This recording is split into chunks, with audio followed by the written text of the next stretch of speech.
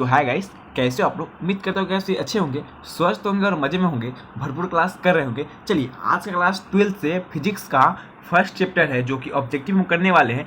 विद्युत आवेश तथा क्षेत्र जो कि फर्स्ट चैप्टर है, इसका हम पूर्ण ऑब्जेक्टिव करने वाले हैं। तो आप लोग जल्द से जल्द इस क्लास को शेयर कर दीजिए। जितने भी स्टूडेंट इस क्लास में जुड़े हुए हैं सभी स्टूडेंट इस क्लास को शेयर कर दीजिए। आज की क्लास करने के बाद आपका 5 मार्क्स से 7 मार्क्स तो कन्फर्म क्लियर हो जाएगा। तो चलिए जल्द से जल्द इस क्लास को शेयर कर दीजिए। यहाँ से हम अपनी ऑब्जेक्टिव प्रश्न वस्तुनिष्ठ प्रश्न को हम देखते हैं और क्लास को हम स्टार्ट करते हैं आपका समय कम लेते हुए। चलिए जैसा कि आप यहाँ पे देख रहे हो वस्तुनिष्ठ प्रश्न, ठीक है, जो भी वस्तुनिष्ठ प्रश्न है उन सभी को हम आज करने वाले हैं। तो चलिए यहाँ से आपका फर्स्ट प्रश्न को देख लेते हैं। क्या है, आपको सबसे पहले देख लीजिए 4 ऑप्शन दिए गए हैं जिसमें से आपको एक ऑप्शन चूज करना है। लेकिन हम क्या करने वाले हैं, हम ऑप्शन आपको आंसर ही बताने वाले हैं। ऑप्शन नहीं देंगे, सिर्फ आंसर बताते जाएंगे क्योंकि बगल में हमने आंसर दे दिया होगा ताकि हम आपको यह पीडीएफ दे तो आपको ज़्यादा दिक्कत ना हो। चलिए, किसी वस्तु पर आवेश की न्यूनतम मात्रा कम नहीं हो सकती है। वैसा कौन सी वस्तु है जिस पर आवेश की न्यूनतम मात्रा जो है कम नहीं हो सकती है? तो 1.6 × 10 के पावर 1.6 × 10 के पावर -19 कूलम है, उस पर आवेश की न्यूनतम मात्रा कम नहीं हो सकती। याद रखिएगा 1.6 × 10 के पावर -19 कूलम से जो जुड़े हुए पदार्थ होते हैं, जो वस्तु होते हैं, उस पर आवेश की न्यूनतम मात्रा कम नहीं होता है। ठीक है, चलिए अगला देखते हैं। अगला क्या है, अगला जो है 2 नंबर में, एक लंबे समरूप अविष्ट सीधे तार से दूरी r पर विद्युत क्षेत्र की तीव्रता E1 एवं दूरी 2r पर विद्युत क्षेत्र की तीव्रता E2 है। E1 एवं E2 का अनुपात क्या होगा? तुमको इसमें E1 एवं E2 का अनुपात पूछ रहा है, तो इसका अनुपात जो होगा 2/a होगा। ठीक है, 2/a होगा, इसको याद रखिएगा। एक लंबे, इसको समझ लीजिए। सबसे पहले समझनी बड़ी बात है, आपको याद करनी नहीं है, समझनी है। एक लंबे समरूप अविष्ट सीधे तार से दूरी r पर, क्या चीज पर? दूरी r पर विद्युत क्षेत्र की तीव्रता E1 है। किसका? विद्युत क्षेत्र की तीव्रता जो है वह E1 है एवं दूरी 2r पर विद्युत क्षेत्र की तीव्रता E2 है।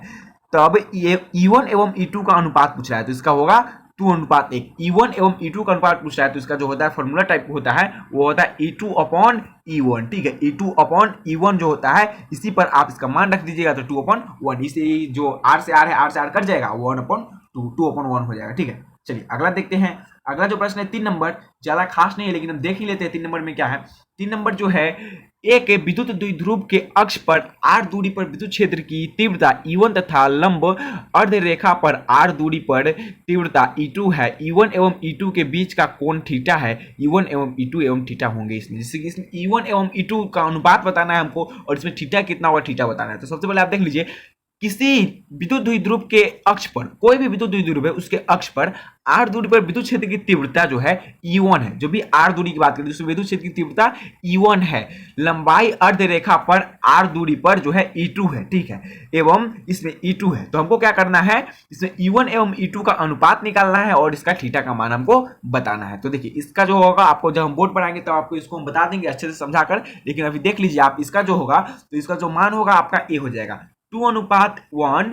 और जैसे कि हम आपको अभी भी बताया है क्या होगा, E2 रहेगा, r से r तो कट जाएगा, E2 जो रहेगा यहाँ पर E2 यहाँ पे E2 दिया हुआ है, तो इसमें भी आपका सेम ही आएगा। E2/E1 वाली बात रह जाएगा। ठीक है ना, तो इसमें जो है आपका सेम आ जाएगा 2:1 आ जाएगा और जो थीटा का मान होगा वो 180 होगा क्योंकि पाई है। ठीक है, आपको यह समझ में ऐसे नहीं आएगी, हम ऐसे बता दिए उसको। ठीक है, लेकिन जब भी हम बोर्ड पर आएंगे तो आपको उसको हम अच्छे से समझा देंगे। चलिए आपका जो अगला प्रश्न है 4 नंबर में, P आघूर्ण वाला एक विद्युत द्विध्रुव अब विद्युतीय क्षेत्र E वेक्टर के साथ 90 डिग्री का कोण बनाता है, तब इस पर लगा बल आघूर्ण क्या हुआ? देखिए इसको समझने वाली प्रश्न है।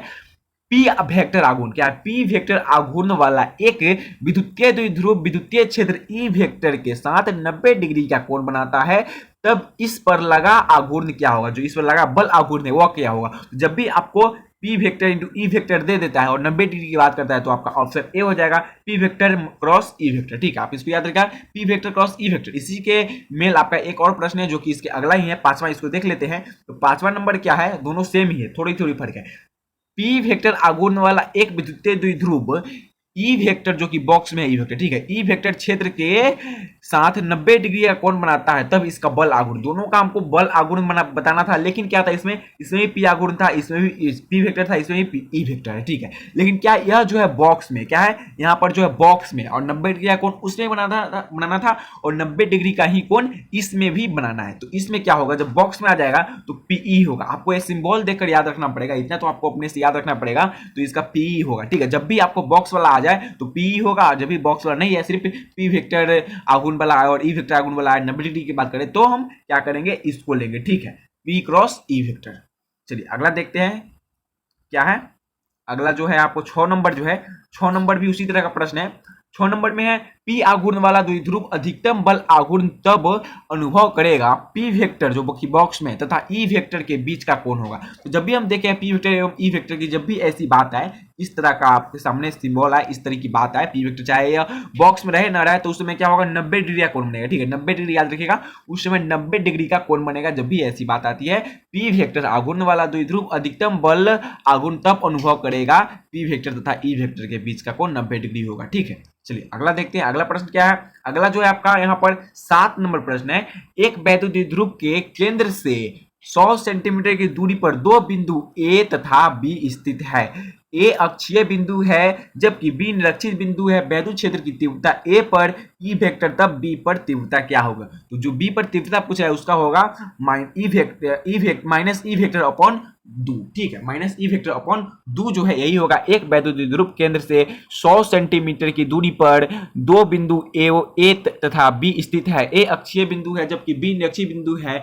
वैद्युत क्षेत्र की तीव्रता ए पर ई वेक्टर तब बी पर जो बी का जो होगा तीव्रता जो होगा वो आपका ऑप्शन यही है जो कि यह सही होगा, ठीक है। चलिए अगला देखते हैं, अगला क्या है। 8 नंबर जो है, 8 नंबर में आपका है दो वैद्युत क्षेत्र रेखाएं एक दूसरे को किस कोण पर काटती है। तो यह तो बहुत ही इजी है और यह प्रश्न जो है पूछा भी गया है आपका 10 में, ठीक है, 2010 में पूछा गया प्रश्न है कि दो वैद्युत क्षेत्र रेखाएं एक दूसरे को किस पर काटती है। दो विद्युत क्षेत्र रेखाएं एक दूसरे को कभी नहीं काटती है, क्योंकि जैसे कि आप इसको ऐसे कर लीजिए तो ये काट देगी, लेकिन यह सिंबल होता है ट्रेन की पटरी लेखा, कितना भी टेढ़ा हो जाए लेकिन समान चलता है, इक्वल चलता है, जिसकी वजह से यह नहीं काटेगा, ठीक है। तो दो वैद्युत क्षेत्र रेखा एक दूसरे को नहीं काटती, एक दूसरे को कोण पर नहीं काटती है, ठीक है। चलिए 9 नंबर जो प्रश्न है, 9 नंबर में आपका विद्युत आवेश का क्वांटम ईएसयू मात्रक में होगा। जो विद्युत आवेश का होता है उसका क्वांटम ईएसयू मात्रक में क्या होगा। तो यह जो प्रश्न है आपका इसका होगा ऑप्शन सबसे अलग होता है। इसमें क्या देखना है, जब भी ईएसयू मात्रक पूछ जाए तो जो भी आपका ऑप्शन में वो सबसे अलग होगा। तो इसका होगा 4.78 गुने 10 के पावर माइनस 10, याद रखिएगा 4.78 गुने 10 के पावर माइनस 10। विद्युत आवेश का क्वांटम ईएसयू मात्रक जो होता है 4.78 गुने 10 के पावर 10 माइनस 10। चलिए अगला देखते हैं, अगला जो है 10 नंबर में, 10 नंबर में है एक विद्युत द्विध्रुव जो विपरीत आवेशों से बना है। एक विद्युत द्विध्रुव जो विपरीत आवेशों से बना है जिनका परिमाण प्लस 3.2 गुने 10 के पावर माइनस 19 कूलम है एवं माइनस 3.2 गुने 10 के पावर माइनस 19 कूलम है और उनके बीच की दूरी 2.5 गुने 10 के पावर माइनस 10 मीटर है। विद्युतीय द्विध्रुव का आघूर्ण क्या होगा। यह जो प्रश्न है आपका पूछा गया 15 में, ठीक है, प्रीवियस ईयर 15 में पूछा गया प्रश्न है।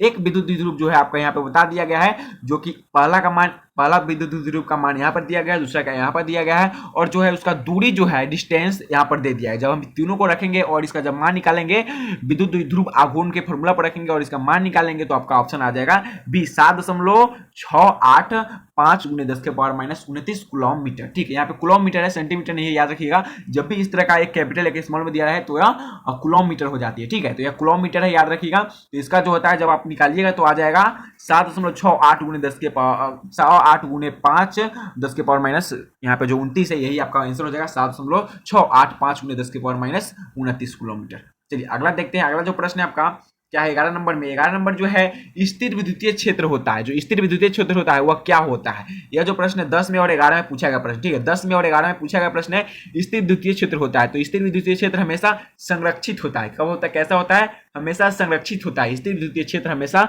संरक्षित होता है, याद रखिएगा।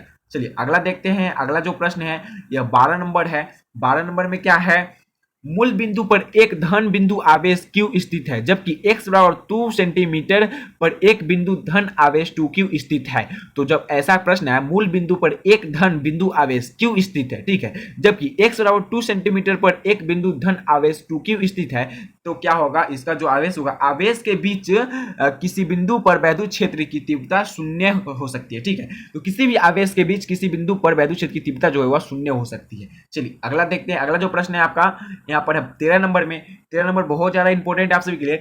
एक वैद्युत द्विध्रुव को वैद्युत क्षेत्र में रखा जाता है जो y अक्ष पर दृष्ट है एक्स अक्ष की ओर जाने पर बदल जाता है पर वाई एवं जेड अक्ष की ओर अचर रहता है। यदि द्विध्रुव एक्स अक्ष पर स्थित हो तो कुल बल कितना होगा? तो जो इसका एक्स अक्ष पर स्थित है तो इसका जो कुल बल होगा वह हो जाएगा, कितना होगा? एक्स अक्ष की ओर होगा। क्या किसके अक्ष की ओर होगा? तो एक्स अक्ष की ओर होगा। ठीक है, चलिए अगला देखते हैं। अगला जो प्रश्न है उसको देखते हैं। 14 नंबर जो है, 14 नंबर में आपका एक ही पदार्थ के धातु के दो गोले ए तथा बी दिए गए हैं। एक पर प्लस क्यू आवेश तथा दूसरे पर माइनस क्यू आवेश दिया गया है।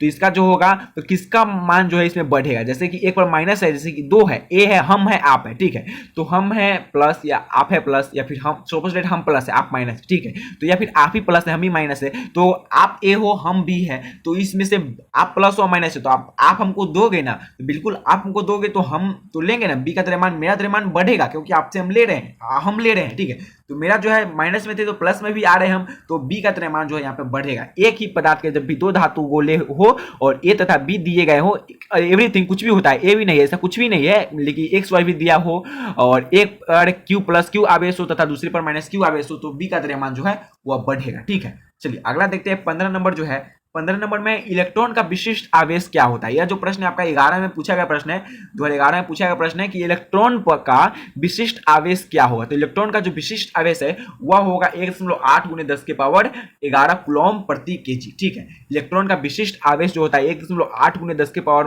11 कूलम केजी होगा। ठीक है, चलिए अगला देखते हैं। अगला जो है 16 नंबर में है डिबाई मात्रक होता है। तो डिबाई मात्रक क्या होता है? तो विद्युत द्विध्रुव आघूर्ण होता है। डिबाई का जो मात्रक होता है उसका होता है विद्युत द्विध्रुव आघूर्ण होता है डिबाई का ऐसी मात्रक। ठीक है, तो डिबाई का ऐसी मात्रक क्या होता है? विद्युत द्विध्रुव आघूर्ण। चलिए अगला देखते हैं। अगला जो प्रश्न है 17 नंबर, 17 नंबर में है एक आवेशित चालक की सतह के किसी बिंदु पर विद्युत क्षेत्र की तीव्रता क्या होगा? तो जब किसी, यह प्रश्न बहुत ज्यादा इंपॉर्टेंट है और 15 में पूछा गया भी प्रश्न। ठीक है, इसको याद रखिए, 15 में पूछा गया प्रश्न है कि एक आवेशित चालक की सतह के किसी बिंदु पर विद्युत क्षेत्र की तीव्रता क्या होगी? तो सतह के लंबवत होगी, याद रखिएगा, सतह के लंबवत होगी। ठीक है, एक आवेशित चालक किसी सतह के बिंदु पर विद्युत क्षेत्र की तीव्रता जो होता है वह सतह के लंबवत होता है, याद रखिएगा, सतह के लंबवत। चलिए अगला प्रश्न देखते हैं क्या है।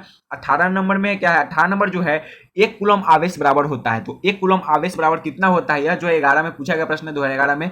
तो एक कूलम आवेश बराबर कितना होता है? तो एक कूलम आवेश बराबर होता है 2.99 × 10 के पावर 9 ESU। ठीक है, 2.99 × 10 के पावर 9 ESU होता है एक कूलम आवेश बराबर। चलिए अगला जो है 19 नंबर में, 19 नंबर में है यदि गोले पर आवेश 10 माइक्रो कूलम हो तो उसकी सतह पर विद्युत फ्लक्स क्या होगा? यदि गोले पर आवेश 10 माइक्रो कूलम हो तो उसकी सतह पर विद्युत फ्लक्स क्या होगा? यह जो प्रश्न है 13 में पूछा गया प्रश्न है। ठीक है, 13 में पूछा गया प्रश्न है और इसका जो होगा आंसर जो होगा यह आपका सी हो जाएगा। ठीक है, 36 पाई × 10 के power 6 newton metre square coulomb प्रति कूलम। ठीक है, यदि गोले पर आवेश 10 माइक्रो कूलम हो तो उसकी सतह पर विद्युतीय फ्लक्स 36 पाई × 10 के पावर 6 न्यूटन मीटर स्क्वायर प्रति कूलम हो जाएगा। चलिए अगला देखते हैं। 20 नंबर क्या है?